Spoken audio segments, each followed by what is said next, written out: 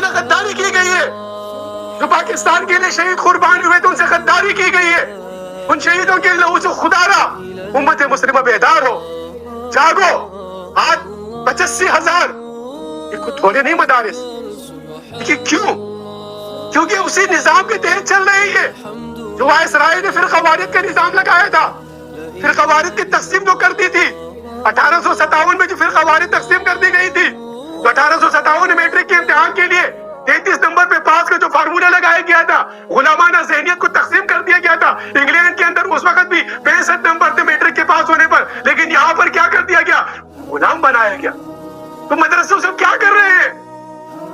مدرسے تو تعلیم کی، امت مسلمہ کی پہچان ہونی چاہیے، فرقوں کو تقسیم کر کے رکھ دیا۔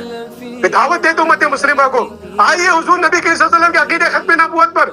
آج یکم محرم ہے، یہ نیا سال شروع ہوا ہے، آئیے نئی عزم کے، نئی قوت کے ساتھ، نئی اخوت کے ساتھ، نئی امنگوں کے ساتھ امت مسلمہ کو، اخوانوں کو فی الدین کی طرف لے کے چلے، امت مسلمہ کو متحد کرے، امت مسلمہ میں انتشار کو ختم کرے، یہ تقسیم و تکفیر کو ختم کرے۔ آج آپ دیکھیں برادران اسلام، تقسیم در تقسیم کا عمل کس قدر چلتا چلا گیا ہے۔